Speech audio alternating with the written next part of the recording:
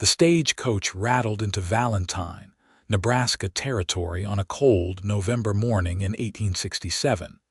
And when the door swung open, Catherine Dalton stepped down with movements so careful they told their own story before anyone saw the yellowing marks on her jaw.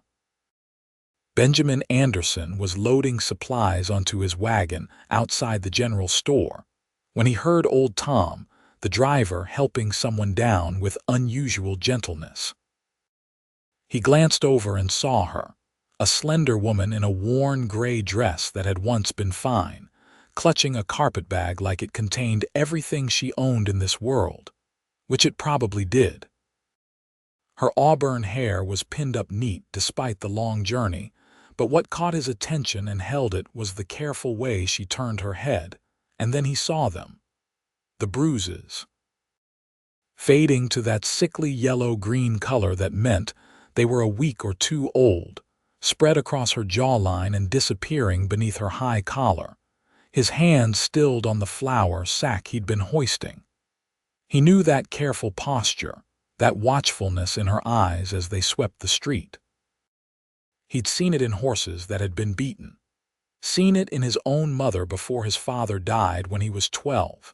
Catherine stood on the wooden sidewalk and looked at the paper in her gloved hand, then at the buildings lining the main street of Valentine. Somewhere here was Samuel Pritchard, the man who'd sent for her from Illinois, who'd written such lovely letters about his ranch and the life they could build together. Letters she'd believed because she'd been desperate to believe them after her brother-in-law made it clear she wasn't welcome in his house anymore. "You looking for someone, miss?" the stagecoach driver asked kindly. "Samuel Pritchard," she said, and her voice was soft but clear. "I'm to meet him here." Benjamin's stomach dropped. He knew Samuel Pritchard. Everyone in Valentine did. The man had a ranch 10 miles west that he'd let go to seed while he spent most of his time in the saloon drinking away what little money he made selling off his cattle piece by piece. Benjamin had been there once to look at buying some stock, and the place had been grim, the few hands Pritchard employed looking half-starved and unpaid. "Sam Pritchard." Tom, the driver, frowned. "He's supposed to be meeting you. We have an arrangement." Catherine lifted her chin despite the obvious discomfort the movement caused her. "I'm his intended." Benjamin set down the flour sack and walked over before he could think better of it. "Miss, I don't mean to speak out of turn, but Samuel Pritchard isn't fit to marry anyone right now. He's got troubles of his own he hasn't sorted out." Catherine turned those watchful eyes on him, and he got his first good look at her face. She was pretty, would have been more than pretty without the marks of violence and the exhaustion that lined her features. Maybe 23 or 24, he guessed, just a few years younger than his own 28. Her eyes were a deep brown, almost amber in the morning light. "And you are," she asked, "Benjamin Anderson." "I've got a ranch east of here." "I know Pritchard, and I know he's not in any position to take care of a wife." "That isn't your concern." Her voice was polite but firm. "I've traveled over 500 miles to be here. Mr. Pritchard and I have an agreement." "Catherine Dalton," a voice called from down the street. They all turned to see Sheriff Matthews approaching, his silver badge catching the light. He was a solid man in his 50s with kind eyes, and those eyes took in Catherine's bruises with one sweep before settling on her face. "Got a telegram for you. Came in yesterday." Catherine took the paper with hands that trembled slightly. Benjamin watched her read it, saw the color drain from her already pale face. She read it twice, then folded it carefully and tucked it into her bag. "Bad news?" the sheriff asked gently. "Mr. Pritchard has decided not to honor our arrangement," she said, and her voice was steady, but Benjamin could hear the strain underneath. "He married someone else last week, a woman from Omaha with a larger dowry than I could provide." The words hung in the cold air. Tom, the driver, cursed softly. The sheriff shook his head. Benjamin felt anger kindle in his chest, hot and righteous. That sorry excuse for a man, Tom muttered. Miss, I'm real sorry. That ain't right, leaving you stranded like this. Catherine stood very straight and very still, and Benjamin recognized that too. The way you held yourself together when everything was falling apart, because if you loosened even one piece, you'd shatter completely. I understand there's a boarding house in town, she said. Perhaps someone could direct me to it. Mrs. Henderson's place, 2 streets over, Sheriff Matthews said. But miss, you should know she's full up right now. Got a family passing through taking up most of her rooms. Something flickered across Catherine's face then, quickly suppressed, but Benjamin saw it. Fear.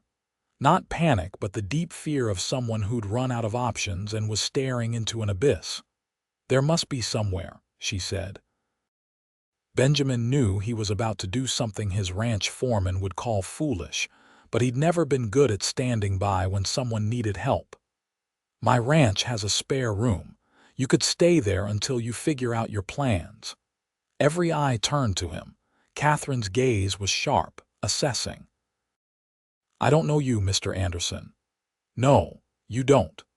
But I've got a foreman named Jack who's been with me 5 years and a housekeeper named Mrs. Chen who's stern as they come and would take a switch to me if I stepped out of line. It's proper enough, and it's better than sleeping on the street. Ben's a good man, Sheriff Matthews said. One of the best around here. You'd be safe at his place. That word, safe. Catherine's eyes flickered and he saw her really look at him then. Benjamin knew what she was seeing. A tall man, broad-shouldered from years of ranch work, with brown hair that needed cutting and gray eyes that his mother used to say were too serious for a boy. He kept his own face open, unthreatening, the way he would approaching a skittish horse. Just until I can make other arrangements, Catherine said finally. I have a little money. I can pay for room and board. We'll figure that out later, Benjamin said. Let me finish loading these supplies and I'll take you out there. It's about an hour's ride. He saw her swallow hard, saw her blink rapidly, and knew she was fighting tears. She'd held it together through whatever had given her those bruises, through a journey halfway across the country, and through being abandoned by a man who'd promised her a new life. But simple kindness from a stranger was threatening to undo her composure. Thank you, she said quietly. Benjamin finished loading the wagon quickly while Catherine waited with her carpetbag clutched tight. Tom refused to take payment for bringing her from Omaha, said Pritchard had already paid, and it wasn't her fault the man was a snake. The sheriff made sure Catherine had his name and location written down, told her to send word if she needed anything. Then Benjamin helped her up onto the wagon seat, noting how she flinched slightly when his hand touched her arm, how she positioned herself as far from him as the seat allowed. He didn't take offense. He understood. They rode out of Valentine heading east, the wagon wheels crunching on the frost-hard ground. The Nebraska plains stretched out around them, rolling grassland going brown for winter under a sky so big it seemed to swallow everything. Catherine sat rigid beside him, staring straight ahead. How long ago? Benjamin asked after they'd been riding for 10 minutes. Excuse me, the Bruises. How long ago did you get them? She was quiet for so long he thought she wouldn't answer. Then, 12 days, my brother-in-law didn't appreciate me rejecting his advances. He felt I should be grateful for his attention since I was living on his charity after my sister died. The matter-of-fact way she said it made Benjamin's hands tighten on the reins. Did you go to the law? He is the law in our town. Justice of the peace and on the town council. Catherine kept staring at the horizon. He told me if I made trouble, he'd have me committed to an asylum. Said a hysterical, unmarried woman clearly wasn't in her right mind. So I took what money I'd saved from working as a teacher, answered Mr. Pritchard's advertisement, and left. Teaching's a good profession. I enjoyed it. The school board let me go when my sister became ill and I needed to care for her. They said I was too distracted. After she passed, they'd already filled my position." She paused. "I loved my sister very much. She was 6 years older than me and raised me after our parents died. When she married Robert Duncan, I thought he was a good man. He seemed like one, until I was alone in his house with no one to protect me." "They'll never return," Benjamin said, and Catherine turned to look at him, then really look at him. "Those bruises. While you're on my land under my protection, they'll never return, I promise you that." Her eyes searched his face. "You don't know me, I could be lying. I could have deserved them." "No one deserves that," Benjamin said firmly. "And I know enough. I know you're scared and trying not to show it. I know you're tired and hurt and your whole world just fell apart again in the middle of Valentine's Main Street. I know you've got courage, coming all this way alone." "That's enough for now." Catherine's chin trembled slightly before she controlled it. "Why are you helping me?" "Because someone should," he said simply. "Because I've got the means to do it and you need the help. Doesn't have to be more complicated than that." They rode in silence for a while after that. Benjamin let her have the quiet, understanding that she needed to process everything. The land rolled by, empty and vast. A hawk circled overhead, riding the wind currents. "What do you raise?" Catherine asked eventually. "On your ranch?" "Cattle mostly. Some horses. I've got about 200 head of cattle right now, hoping to grow that over the next few years.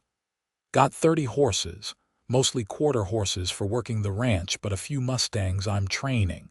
It's good land here, plenty of grass and water from Minnechajusa Creek." "How large is your ranch?" 1,800 acres. "Inherited half from my mother's family, bought the rest over the past 6 years. He glanced at her. "It's not fancy, but it's solid. The house is stone and timber built to last. Stays warm in winter, cool in summer." "And your family?" "It's just me now. My father died when I was 12, my mother 5 years ago. No siblings. There's Jack, my foreman, and his wife Mary, who comes in to help with the house sometimes. Mrs. Chen lives in a cabin near the main house and does most of the cooking and cleaning, though she insists I need to learn to do more for myself." He smiled slightly.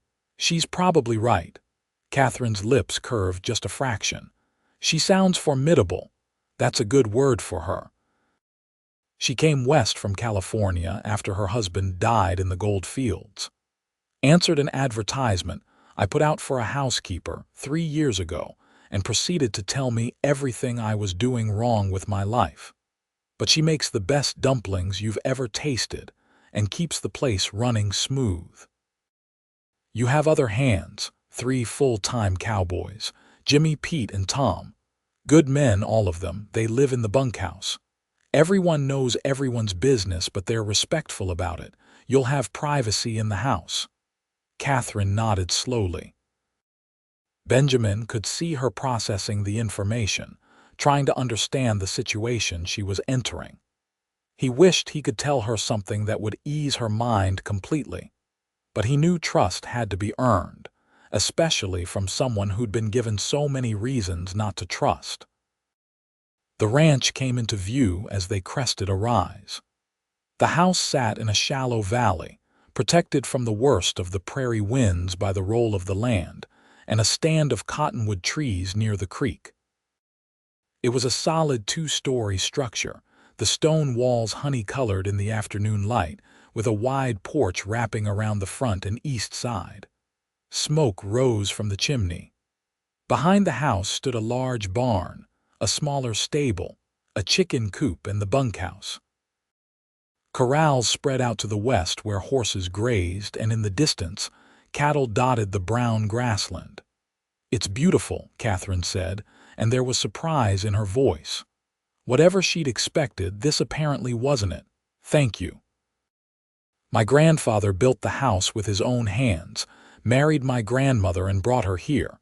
She planted those cottonwoods when they were saplings." Benjamin guided the wagon down the slope toward the house.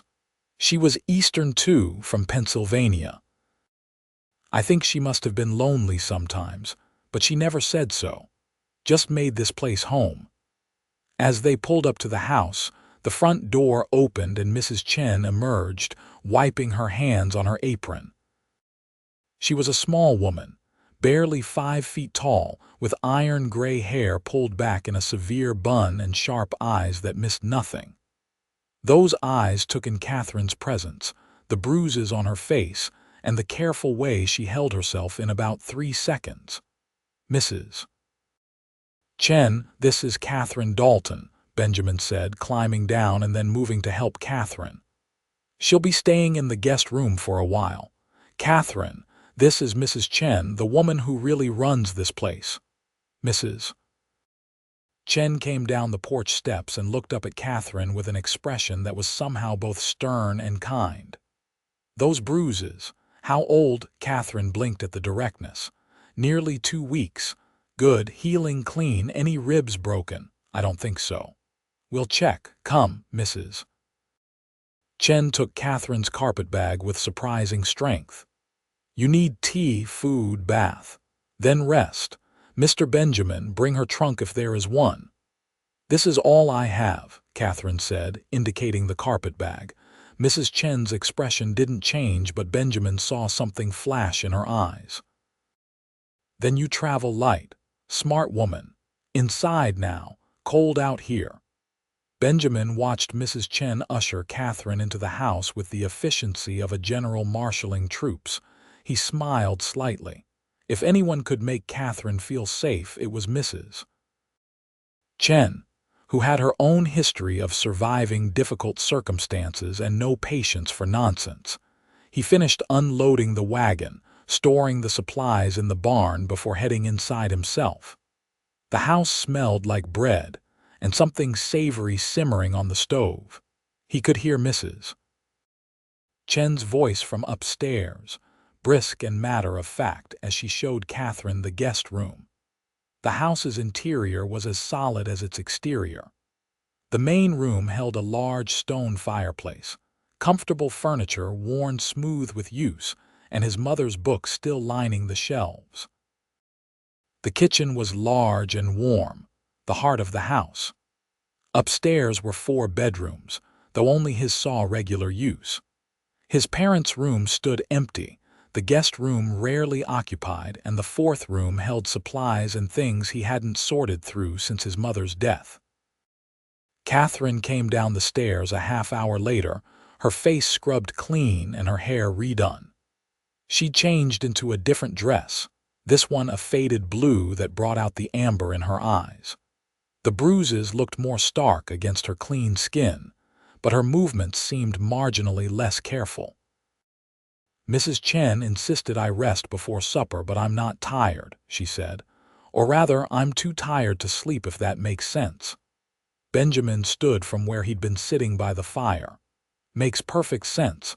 Sometimes being bone-weary just makes your mind race. Would you like tea, Mrs. Chen keeps a good supply. I could make it. I should be useful if I'm to stay here." "You don't have to earn your keep every minute," Benjamin said gently. "But if it would make you feel better, the tea's in the blue tin on the 2nd shelf." They moved around each other carefully in the kitchen, Catherine preparing the tea while Benjamin cut bread from the fresh loaf Mrs. Chen had left cooling. It was domestic and strange and somehow comfortable despite how little they knew each other. "Tell me about Valentine," Catherine said as she poured hot water over the tea leaves. "How long have you lived here?" "Born about 60 miles west of here, before Nebraska was even a territory. Moved to this ranch when I was 8 and my grandmother died, leaving the land to my mother. Valentine's been here officially since 1884, though there were settlers earlier." He paused, realizing his mistake. "Sorry, I meant 1854. Still getting used to writing 67 on things." Catherine smiled slightly. "I understand. I still sometimes start to write my maiden name instead of remembering I'm supposed to be Mrs. Pritchard now." Her smile faded.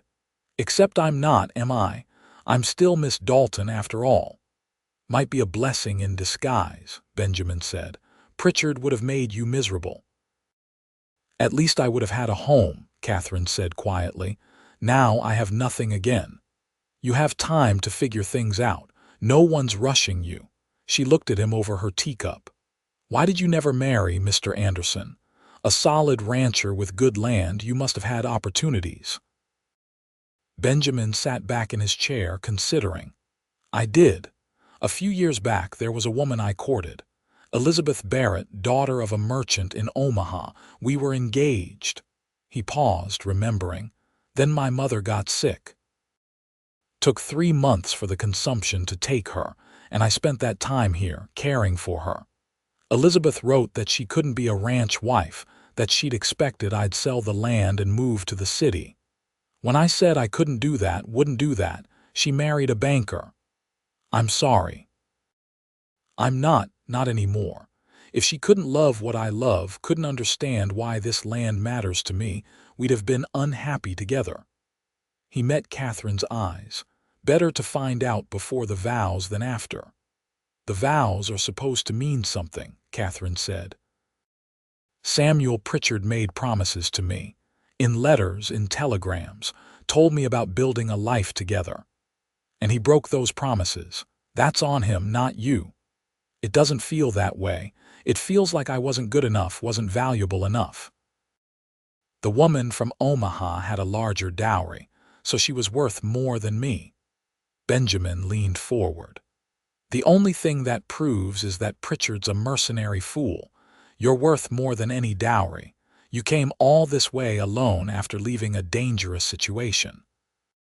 You're standing here having tea instead of falling apart, even though you'd have every right to. That takes strength most people don't have." Catherine's eyes glistened. "You don't know me well enough to say that. I know enough." He held her gaze. "And I'll keep learning if you'll let me." Something shifted between them in that moment, subtle but real.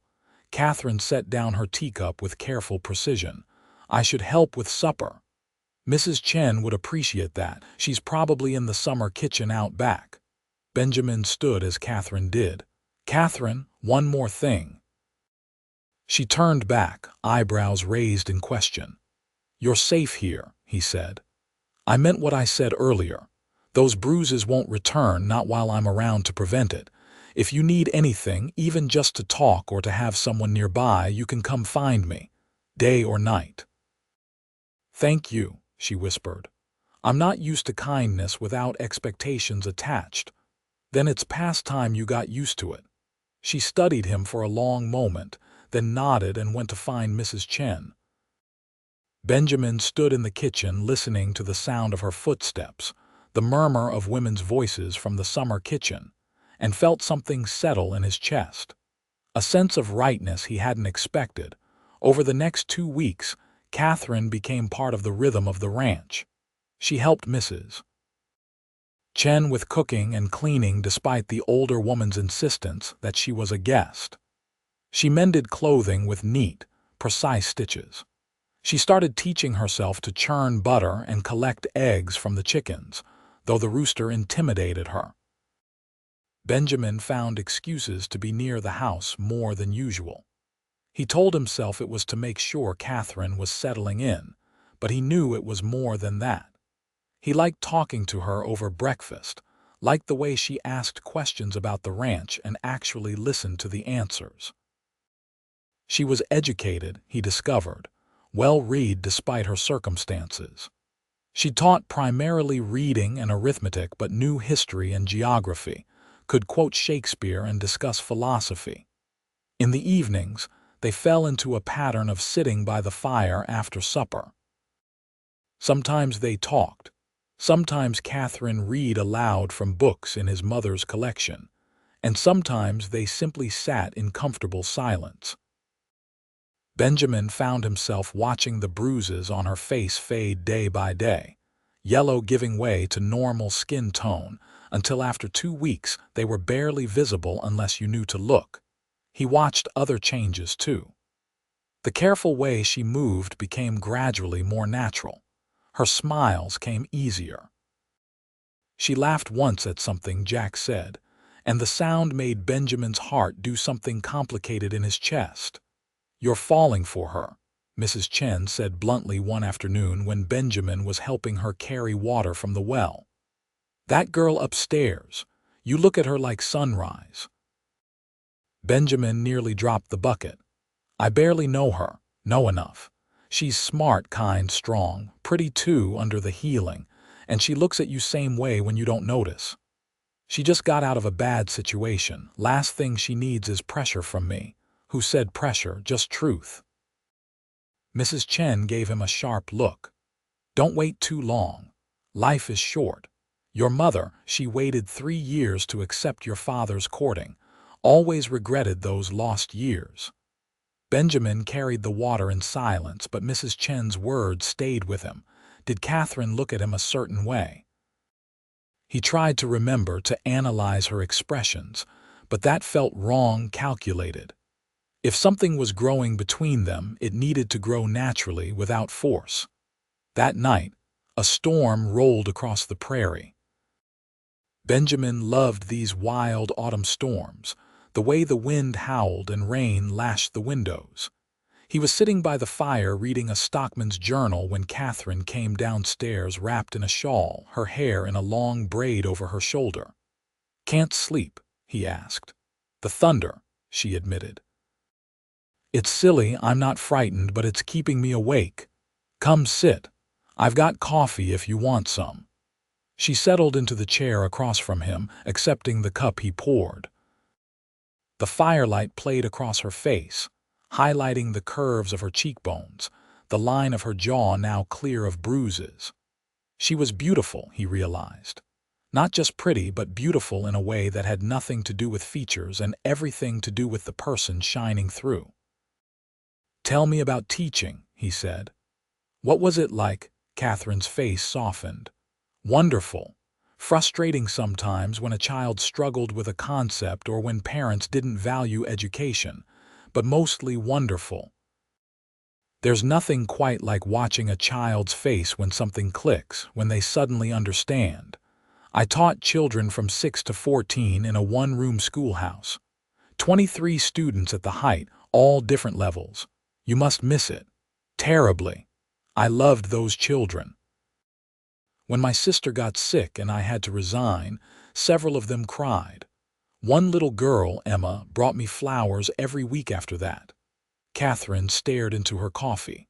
"I wonder if they've forgotten me now." "I doubt anyone who knew you could forget you," Benjamin said quietly.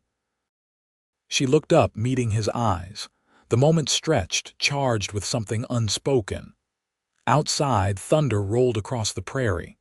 "Benjamin," she started, then paused. "May I call you Benjamin? Mr. Anderson seems formal now. I wish you would. Can I call you Catherine, please?" She smiled slightly. "Mrs. Chen already does, regardless of what I say. She's not big on formality." "No, she's not." He leaned forward. "Catherine, I want to ask you something, but I don't want to pressure you or make you uncomfortable." She tensed slightly, old wariness creeping in. "What is it?" "Would you consider staying? Not just as a guest, but as part of the ranch. Mrs. Chen could use help, real help, and the neighboring ranchers have been asking about getting a teacher for their children. There are probably a dozen families within riding distance who'd pay for schooling. You could have a home here, a purpose, and time to figure out what you want from life." Catherine stared at him. "You're offering me a job, more than that. A place, a real place. You'd have your room, your privacy, your independence. But you'd also have community safety, a chance to teach again if you want." He held her gaze. "No expectations beyond what you choose to give, just a chance to build something here." "Why?" Her voice was barely audible over the storm. "Why would you do this for me?" Benjamin knew this was the moment for truth. "Because in 2 weeks, you've become important to me. Because I like who I am when you're around, like how this house feels with you in it. Because you deserve a chance to heal and grow without fear. And because I'm hoping, maybe selfishly, that if you stay long enough, You might come to care for me the way I'm starting to care for you." Her breath caught. "Benjamin, I can't offer you anything. I have no dowry, no connections, nothing but what I carry in that carpetbag upstairs. I don't want those things. I want you if you want me, but I'm not asking for that now. I'm just asking if you'll stay, give yourself time, give us time. See what might grow." "I'm damaged," she whispered. "My brother-in-law made sure I know that. Used goods, he called me." Benjamin stood and crossed to kneel by her chair, careful not to touch her but close enough that she could see his face clearly in the firelight. "He was wrong. You're not damaged, you're strong. You survived something terrible and kept your humanity, your kindness, your hope. That's not weakness, Catherine, that's power." Tears spilled down her cheeks. "I'm afraid to trust, afraid to hope, afraid that I'll believe in something good and it will be ripped away again. I know, but I'm not going anywhere. This ranch is my life, this land is my home, and I'm offering to share it with you. No tricks, no traps, just an honest chance." She reached out tentatively and touched his face, her fingers gentle on his jaw. "You're a good man, Benjamin Anderson. I'm trying to be. Will you stay?" Catherine took a shuddering breath. "Yes, yes, I'll stay." The relief that flooded through him was physical. He caught her hand, pressed it between both of his. "You won't regret it, I promise you that." "I'm going to hold you to that promise," she said, but she was smiling through her tears. They sat there in the firelight while the storm raged outside, holding hands and talking until the early morning hours. Catherine told him about growing up in Illinois, about her parents who died in a cholera outbreak when she was 9, about her sister Margaret who'd raised her with love and care. She told him about teaching, about the books she loved, about dreams she'd had before life got complicated. Benjamin told her about this land, about growing up learning to read the weather and the grass and the cattle, about his mother teaching him to read by lamplight, his father showing him how to gentle a horse with patience instead of force, about the dreams he had for expanding the ranch, for breeding better stock, for making something that would last. As dawn broke, sending pale light through the windows, they were still talking. Mrs. Chen found them there, still holding hands, and said nothing. Just brought coffee and breakfast, and gave Benjamin a look that clearly said she'd been right about everything. The word spread quickly through the small ranching community that Benjamin had taken in a mail-order bride abandoned by Samuel Pritchard, and that she might be willing to teach their children. Within a week, Catherine had 5 families committed to sending their children for lessons, with 3 more considering it. They arranged for classes to be held in the house's unused 4th bedroom, cleared out and set up with a table and benches Benjamin and Jack built. Catherine threw herself into preparations with an energy Benjamin hadn't seen from her before. She made lesson plans, organized supplies, wrote to contacts in Illinois asking for books and materials to be shipped. Her face glowed with purpose and excitement. 12 students to start, she told Benjamin one evening, her eyes bright. Age 6 to 13. The Hendersons are sending 3, the Blackwells 2, and the others 1 each. Mrs. Henderson said if this works, she thinks 4 more families would send children in spring. "You're happy," Benjamin said, and it wasn't a question. "I didn't think I could be happy again," Catherine admitted. "I thought Robert took that from me. But being here, having this purpose, it's like finding a piece of myself I was afraid I'd lost forever." "You never lost it. It was just buried for a while." She looked at him thoughtfully. "You see good in me I don't always see in myself. Then I'll keep reminding you until you see it too." Their relationship shifted and deepened as autumn gave way to early winter. Benjamin taught Catherine to ride, putting her on his gentlest mare and walking beside her until she found her balance. She was terrified at first, but determined, and by the end of the 2nd week, she was riding around the corral without his help, laughing with delight at her accomplishment. He showed her the ranch, all 1,800 acres of it. Rode with her to Minnechajusa Creek, where the cottonwoods his grandmother planted stood tall and golden with autumn leaves. Showed her the north pasture where the best grass grew, the south range where the cattle wintered, the eastern boundary where his land met his neighbor Harold Brennan's property. Catherine brought different things to Benjamin's life. She organized his mother's books into a proper library. She planted bulbs around the house for spring flowers. She taught him to play chess in the evenings, beating him soundly until he started understanding strategy. She read poetry aloud in a voice that made even words he didn't fully understand sound beautiful. And slowly, carefully, they learned each other's wounds and fears. Catherine told him about the night her brother-in-law attacked her, how she'd fought him off and barricaded herself in her room, knowing she had to leave or worse would come. Benjamin told her about watching his mother die slowly, about the helplessness he'd felt, about the months afterward when he'd thrown himself into work to avoid feeling anything at all. "We're both survivors," Catherine said one night, "just of different things." "Maybe that's why we understand each other," Benjamin replied. The first kiss happened 6 weeks after Catherine arrived, on a cold December afternoon when they'd ridden out to check on the cattle in the north pasture. The sun was setting, painting the snow-dusted prairie in shades of pink and gold. Catherine's cheeks were flushed from the cold and ride, her eyes sparkling, and Benjamin couldn't help himself. "Catherine," he said, and something in his voice made her turn to face him fully. "I'm going to kiss you now if you don't object." Her eyes widened, then softened. "I don't object." He leaned in slowly, giving her every chance to change her mind, and touched his lips to hers. Gentle, questioning, reverent. She kissed him back with a sweetness that made his heart ache, her gloved hands coming up to rest on his chest. When they parted, she was smiling. "I was beginning to think you never would. Didn't want to rush you. Benjamin Anderson, you're the most patient man I've ever met." She kissed him again, bolder this time. "But I've been ready for that for weeks," he laughed, joy bubbling up in his chest. "Then I've been a fool." "A sweet fool," she corrected. "My sweet fool."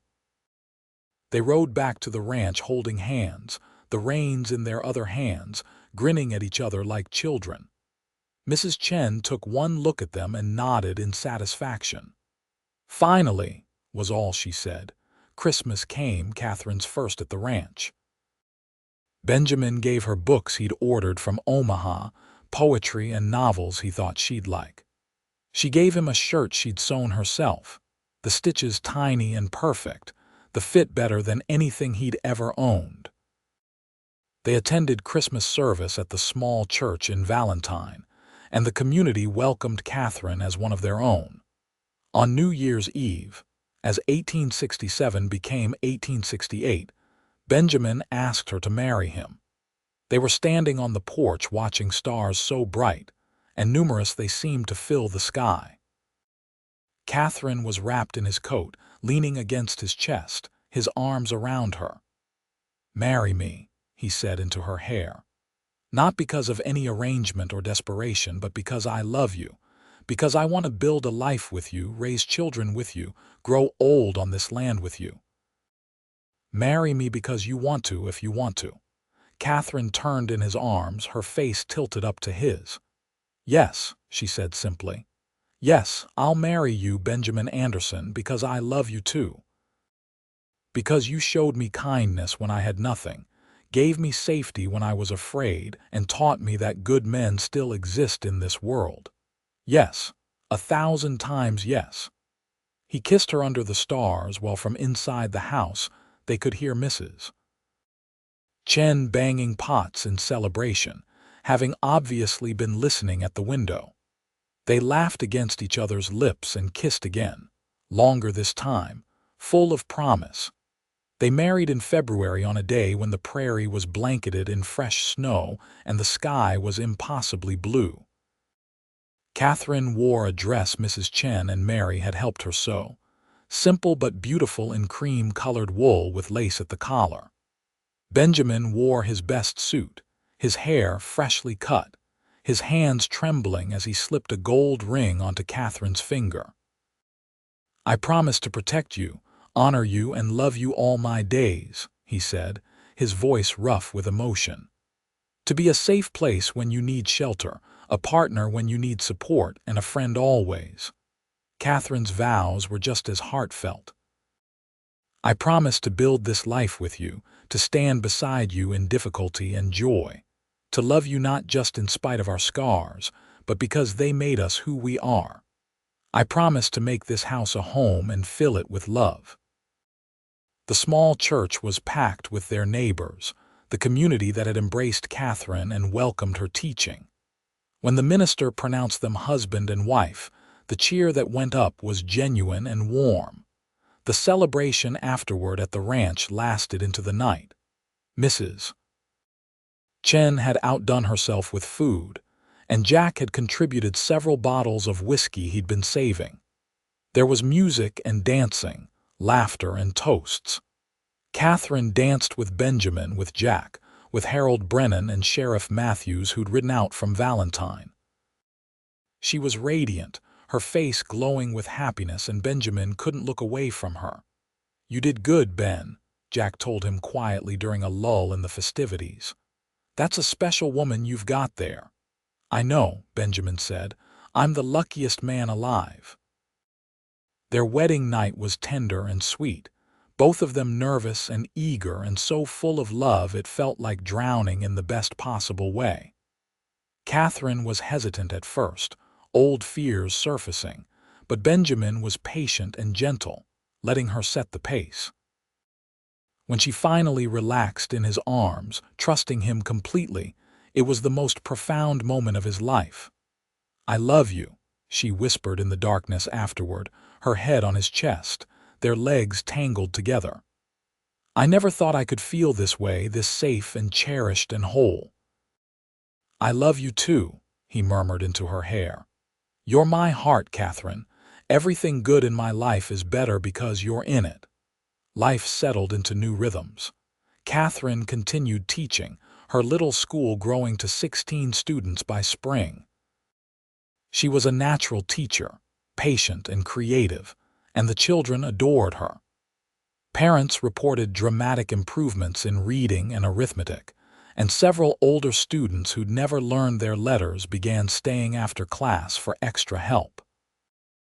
Benjamin expanded the ranch operations, buying 30 more head of cattle and breeding his best mare to a fine stallion from Harold Brennan's stock. The ranch prospered under his careful management and Catherine's organizational skills. She started keeping the books, her neat handwriting filling ledgers with income and expenses, her practical suggestions often saving money or improving efficiency. They worked together, played together, loved together. Benjamin had never been happier. Watching Catherine laugh with Mrs. Chen in the kitchen, seeing her race across the prairie on her mare with her hair streaming behind her, waking up next to her every morning, it all felt like a gift he'd done nothing to deserve. In May, Catherine told him she was pregnant. They were in the garden she'd planted that spring, both on their knees weeding between rows of vegetables. She sat back on her heels, wiped dirt off her hands, and said, "Benjamin, I'm going to have a baby." He froze, his mind processing the words. Then joy exploded through him so intensely he couldn't speak. He pulled her into his arms, holding her carefully, his face buried in her neck. "Are you happy?" she asked, and he heard uncertainty in her voice. He pulled back to look at her. "Happy, Catherine, I'm beyond happy. I'm ecstatic, terrified, overwhelmed. This is everything. I was afraid you might not want children yet, that it was too soon. Too soon. We're married, we love each other, and we're bringing a child into a home full of love and security. That's not too soon, that's perfect timing." He cupped her face in his hands. "You're going to be an amazing mother." Tears spilled down her cheeks, but she was smiling. "And you'll be an amazing father. they told Mrs. Chen that evening. The older woman's face cracked into a rare, broad smile. Good. This house needs children. Baby will be lucky, having you two as parents. The pregnancy was healthy but not easy. Catherine suffered terrible nausea in the early months, and Benjamin learned to make ginger tea and keep crackers by the bedside. As she grew larger, she struggled with the heat of summer, so he rigged a system of wet cloths and fans to keep her cool. He read to her when she was too tired to read herself, rubbed her aching back and swollen feet, and marveled at the changes in her body. "You're beautiful," he told her one evening as she stood before the mirror, her hands on her swollen belly, frowning at her reflection. "I'm enormous," she corrected. "You're growing our child. That's the most beautiful thing I've ever seen." He came up behind her, wrapped his arms around her, his hands covering hers on her belly. "I love you like this. I love every change, every new curve. You're creating life, Catherine. That's sacred." She leaned back against him. "How did I get so lucky finding you? I think I'm the lucky one. You chose to stay when you could have left. Chose to love me when you had every reason to guard your heart. That's a gift I'll never take for granted." In October, with the prairie grasses turned gold and the air crisp with approaching winter, Catherine went into labor. It was long and difficult, lasting through the night and into the next day. Benjamin stayed by her side the entire time, holding her hand, wiping her face with cool cloths, murmuring encouragement when she was sure she couldn't continue. Mary served as midwife, having brought 6 of her own children into the world and helped with countless others. Mrs. Chen assisted, her competence and calm a steadying presence. Benjamin felt useless, but every time Catherine gripped his hand and looked into his eyes, he knew his presence mattered. "I can't," Catherine gasped as another contraction hit. "Benjamin, I can't do this." "Yes, you can," he said firmly. "You're the strongest person I know. You can do anything." Finally, as the sun was setting on the second day, their son was born. His cry filled the room, lusty and strong, and Catherine collapsed back against the pillows, exhausted and relieved. Benjamin watched through tears as Mary cleaned the baby and wrapped him in a blanket, then placed him in Catherine's arms. "He's perfect," Catherine whispered, staring down at the tiny face, the dark hair, the miniature fingers that grasped at air. "Benjamin, look what we made." Benjamin sat on the edge of the bed, his arm around Catherine, staring in wonder at his son. "He's incredible. You're incredible. I don't have words for what I'm feeling right now." "You're a father," she said, smiling up at him, "and you're a mother, the most beautiful mother in the world." He kissed her forehead, then gently touched his son's cheek. "What should we name him?" They discussed names for months but never quite decided. Now, looking at their baby, Catherine said, "Thomas. Thomas James Anderson, after both our fathers." Benjamin nodded, his throat tight with emotion. His father had been James, Catherine's father, Thomas. "He'll have a lot to live up to carrying those names. He'll have you to teach him," Catherine said. "That's all he needs." Little Thomas thrived from the start. He was a good baby, fussy only when hungry or tired, quick to smile and laugh. Benjamin was besotted, spending hours just watching his son sleep, marveling at every tiny sound and movement. Catherine bloomed in motherhood, her love for their child evident in every tender touch and soft word. The ranch adjusted to accommodate the baby. Mrs. Chen seemed 20 years younger, humming as she washed baby clothes and insisting on helping with night feedings.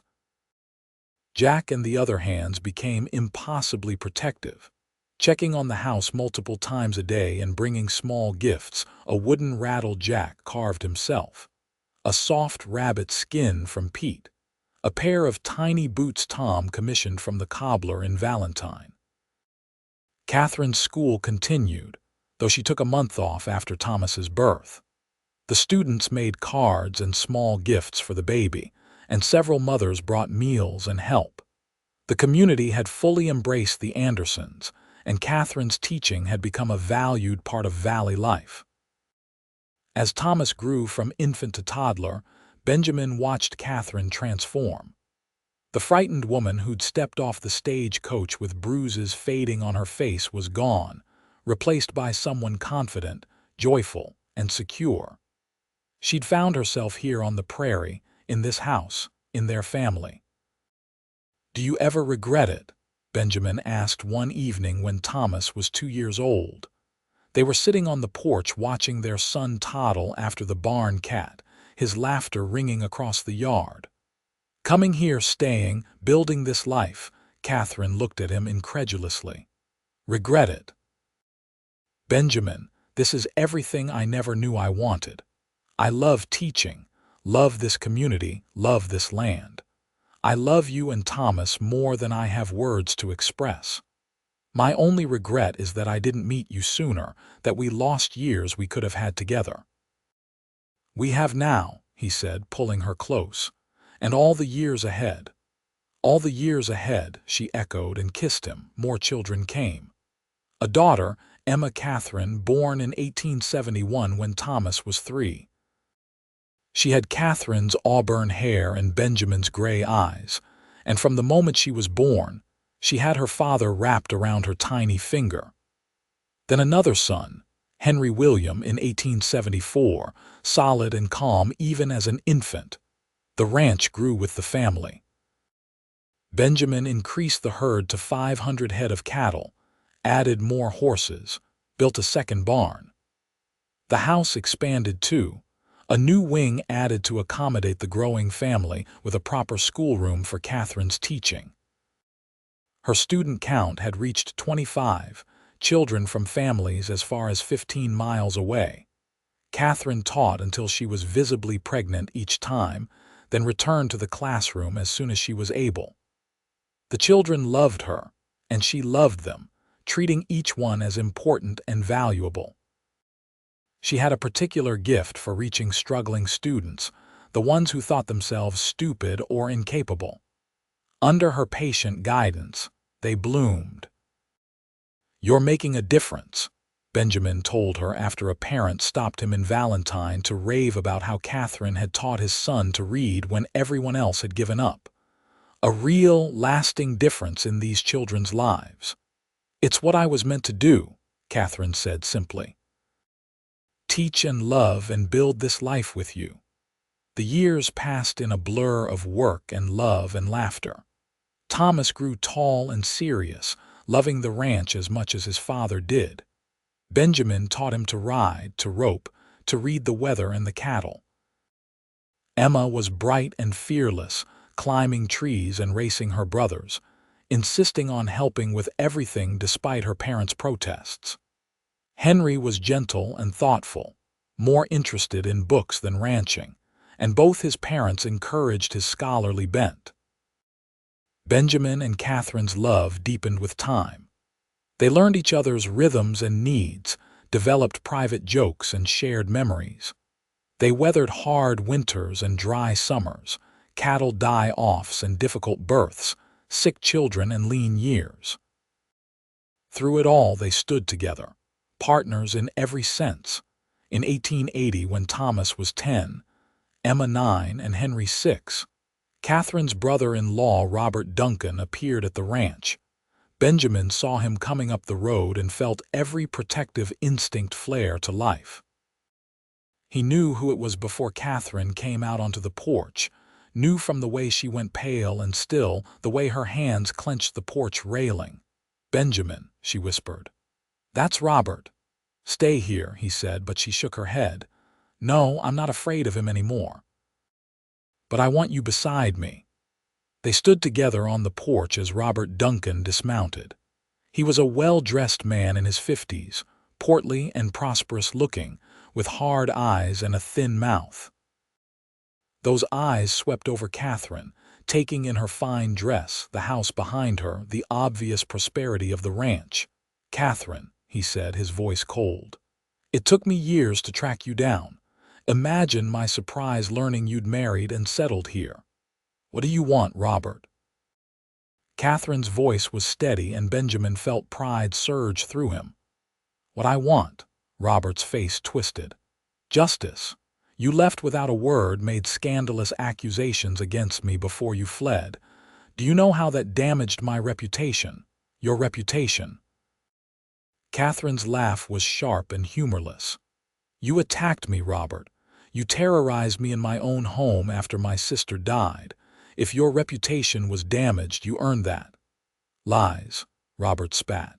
You were hysterical, imagining things. I came to offer you a home, and you repaid me with slander.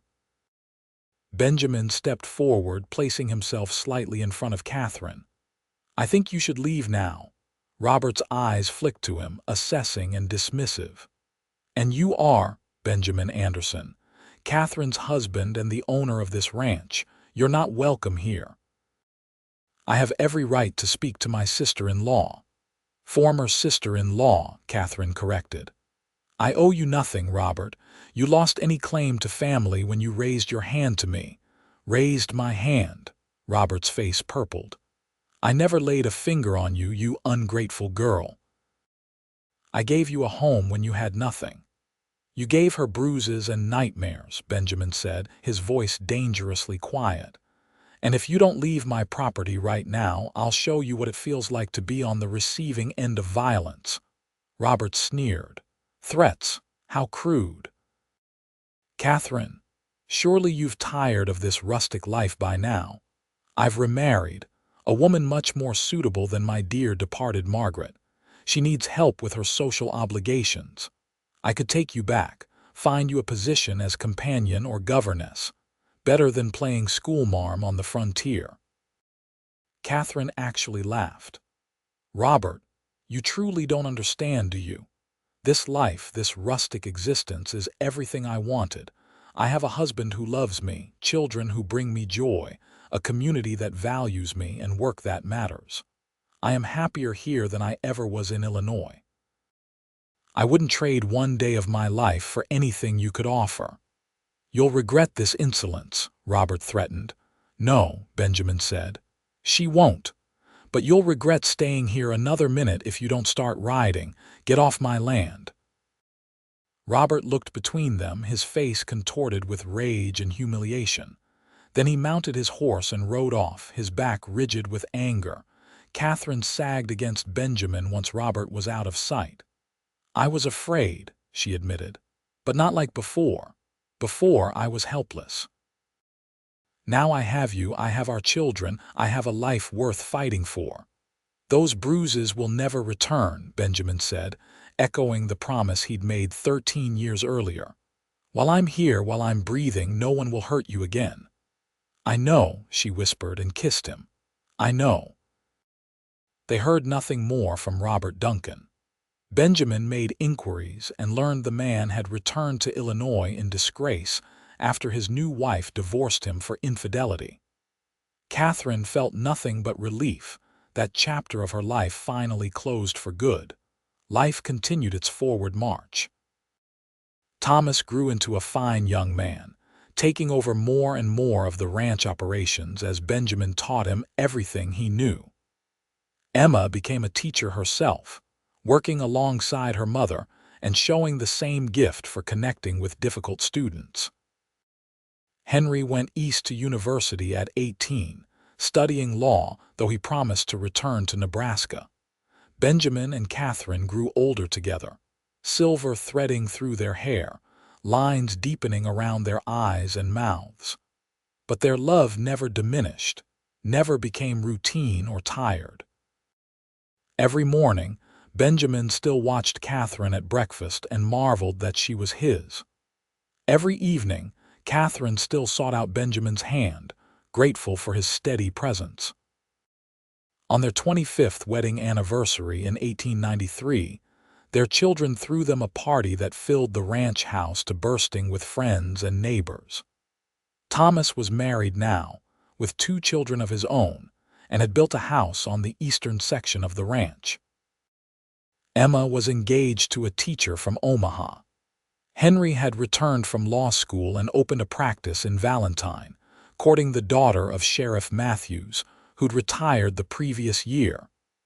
25 years, Catherine said, dancing with Benjamin while their children and grandchildren looked on. Has it really been that long? Feels like yesterday you stepped off that stagecoach, Benjamin said. Feels like forever, like I can't remember life without you. I can't either.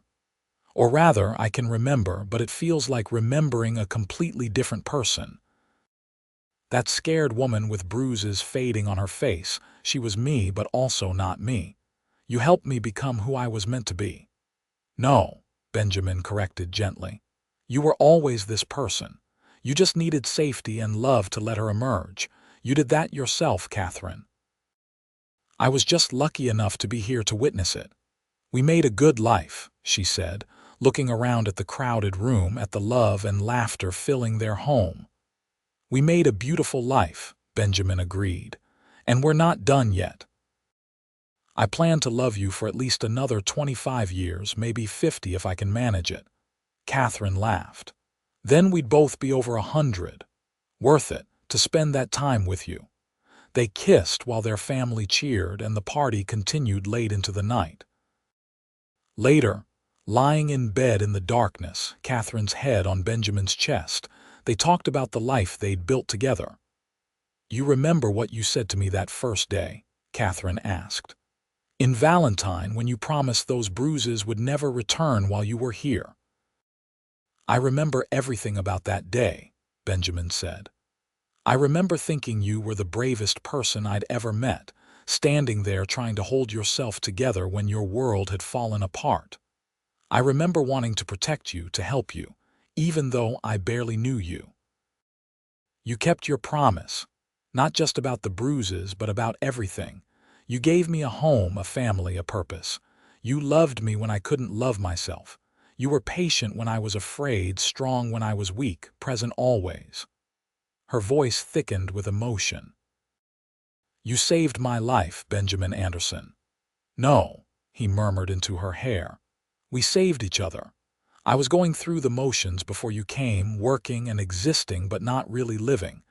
You brought light back into my life, gave me purpose beyond the ranch.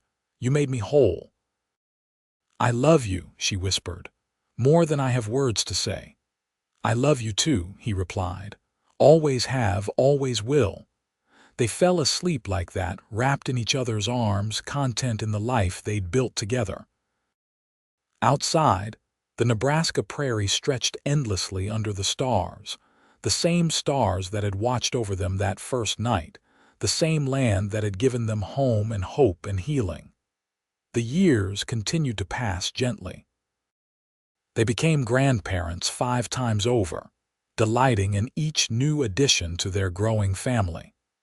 Benjamin handed over most of the ranch operations to Thomas, though he still rode out each day to check on things, unable to completely let go of the work he loved. Catherine taught until she was 65, finally retiring when her eyes grew too weak for the strain of reading and writing all day.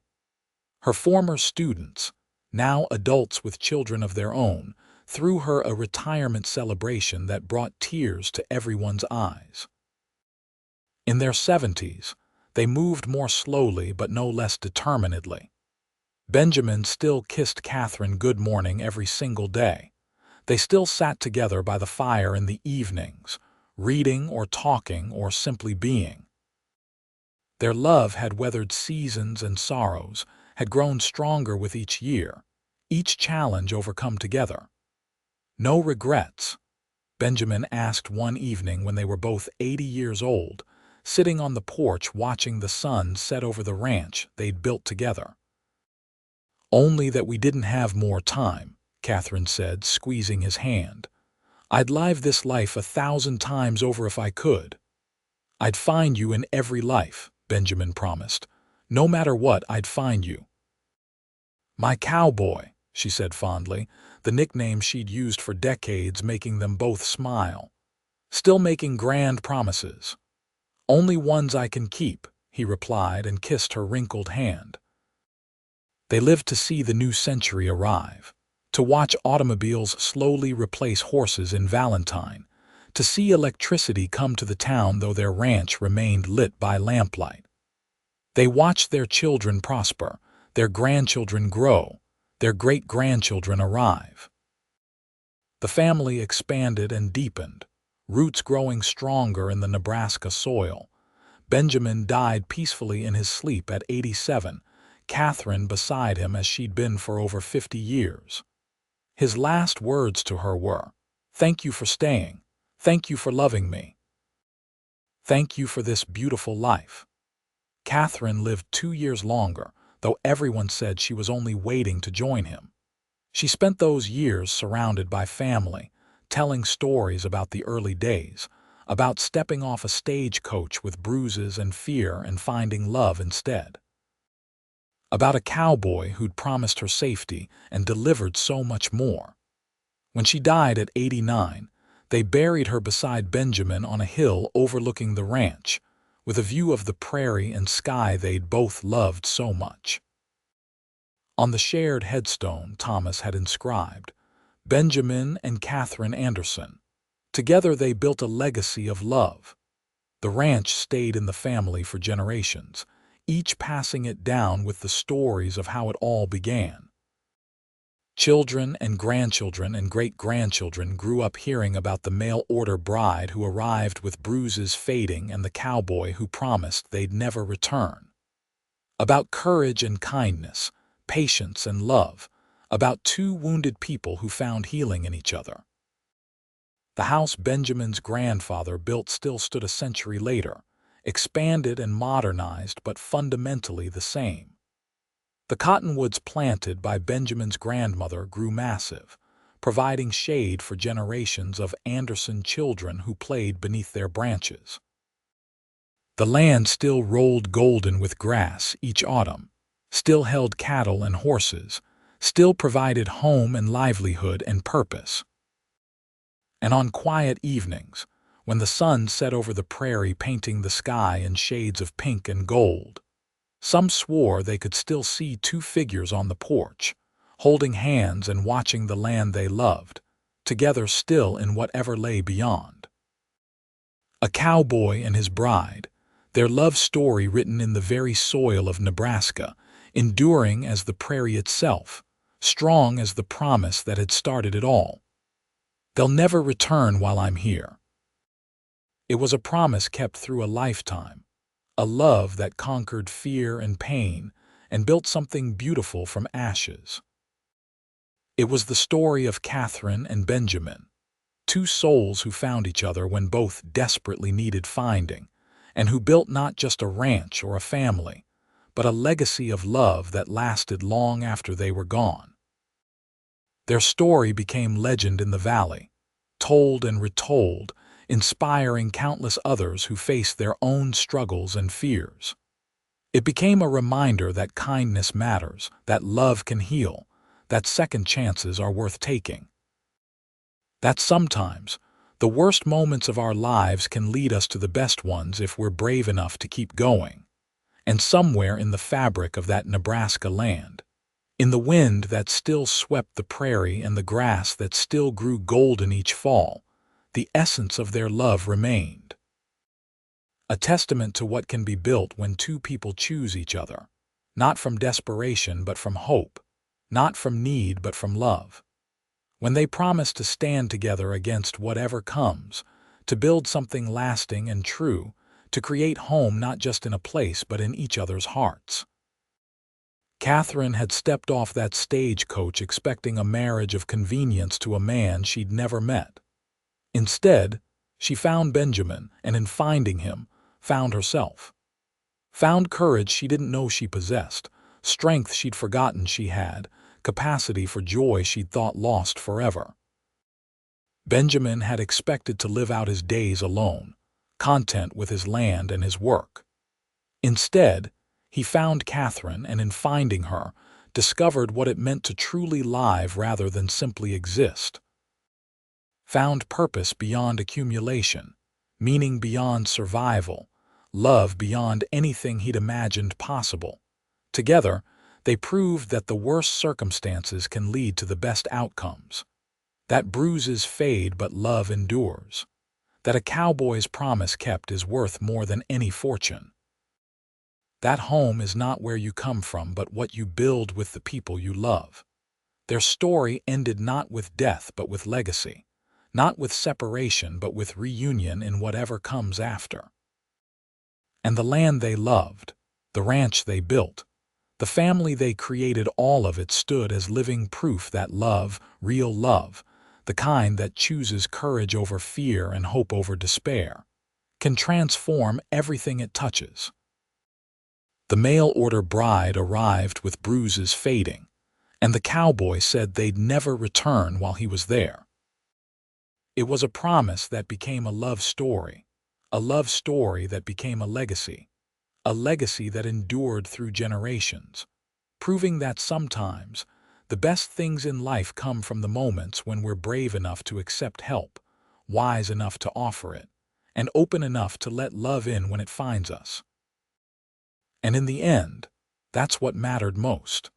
Not the bruises that had long since faded, not the hardships they'd overcome, not the years that passed or the bodies that aged. What mattered was the love that began on a cold November morning in 1867 and never ended, even when breath did. The love that said, "I see you, I choose you, I'll stand with you," and meant it every day for over 50 years. That was the legacy of Catherine and Benjamin Anderson. Not just land or wealth or descendants, though those were abundant, but love. Pure, enduring, transformative love. The kind worth remembering, worth telling stories about, worth aspiring to. The kind that changes everything, heals wounds thought permanent, and builds futures from broken pasts. And on the Nebraska prairie, under skies as endless as their love had been, that legacy lived on. In every sunrise witnessed together, every storm weathered hand in hand, every child taught and loved, every promise kept, every moment chosen and cherished. Their love lived on, eternal as the land itself, strong as the promise that began it all, beautiful as the life they built together. The mail-order bride and the cowboy, Catherine and Benjamin, found each other when both needed finding most. And in that finding, created something that would last far beyond their years. A love story for the ages, written in the soil of Nebraska, enduring as long as memory itself.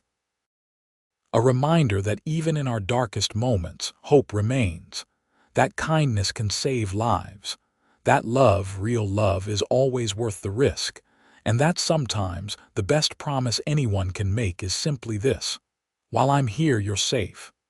Everything else grows from that foundation. Love, family, home, future. All of it begins with one person seeing another's pain and saying, "Not anymore, not while I'm here." That was their story. That was their gift. That was the legacy of Catherine and Benjamin Anderson, and it endured forever.